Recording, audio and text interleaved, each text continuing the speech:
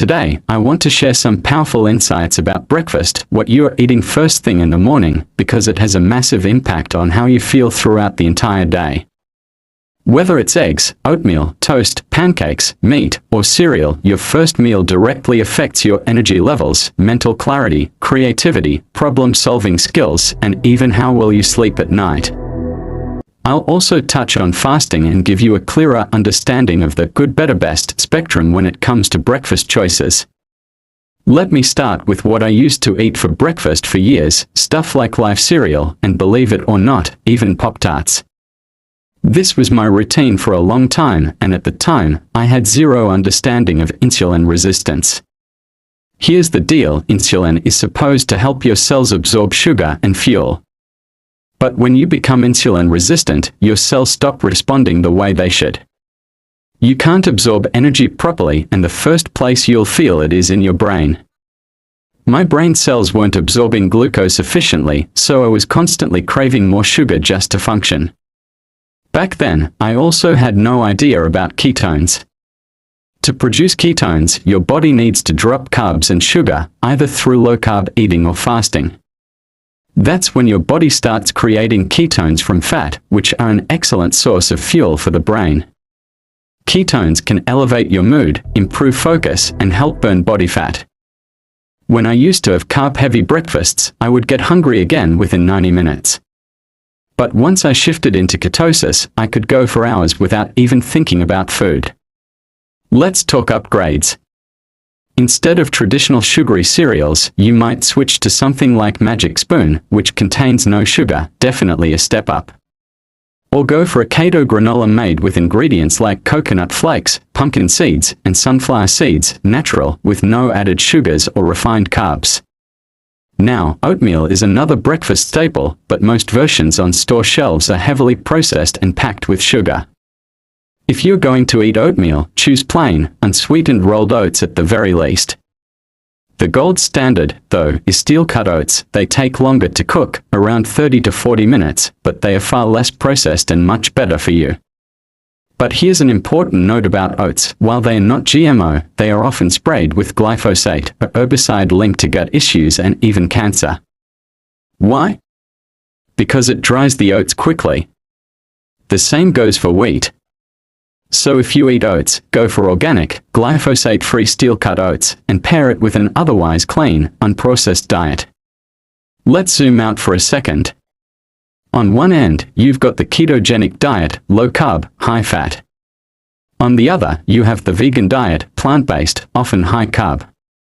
Interestingly, both diets can help with conditions like type 2 diabetes if you avoid ultra-processed junk, even if it's labeled keto or vegan. But for me personally, a fully vegan diet didn't work. I constantly felt hungry. I need animal-based protein to feel satisfied. Speaking of protein, let's talk about why it's critical for your first meal of the day. If you make just one change to your breakfast routine, make it this: increase your protein intake. Replace sugary breakfast foods with real, whole proteins, like eggs and meat. Let's break down eggs.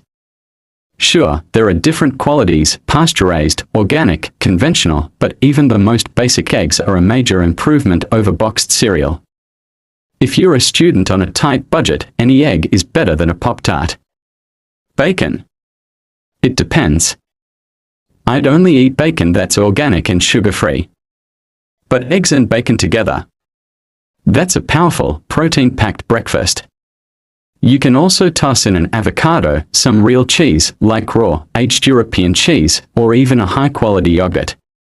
I personally love White Mountain Bulgarian yogurt. It's organic, rich in probiotics, and excellent for gut health. I've also made my own probiotics at home, and I've shared that in another video you can check out. And yes, I do love coffee. Out of all my habits, coffee has stuck around. I prefer organic coffee, specifically a brand called Kick-Ass Coffee. I keep it simple with a small cup and a splash of half and half. If you have kids, you know they have crazy fast metabolisms. So instead of feeding them Wonder Bread, try sprouted grain bread, like Ezekiel bread. It's easier on the gut, lower in gluten, and more nutritious. Sometimes kids won't eat eggs, meat, or yogurt. In that case, give them a slice of Ezekiel bread with Valencia peanut butter, organic, ideally from Trader Joe's. It's one of the better options out there. If you want to boost your mental clarity and transition into ketosis, lowering your carbs is key.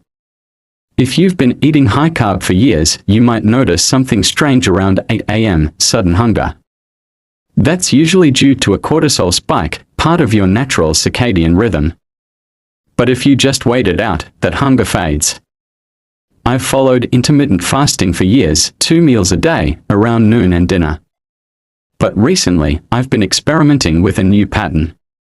Now, I eat my first meal around 10 or 10:30 a.m. and my second meal around 3:30 or 4 p.m. Why? Because I want more energy in the first half of the day, not at night. That original fasting routine served me well for years, but since I've started doing more physical work in the mornings, I need fuel earlier. One more factor that's hugely underrated: sleep. Getting just 1 hour less sleep can totally derail your blood sugar levels and cognitive function. I used to get 6 hours a night for years. Now, I aim for 8 solid hours, and the difference is remarkable: more energy, better focus, and less need to snack. So here's the big takeaway: your choices set the tone for your entire day. The type of fuel your body in the morning affects everything: your brain, metabolism, energy, and even your sleep. Thanks for watching, and if you found this helpful, be sure to like, share, and subscribe for more insights on optimizing your health, one smart habit at a time.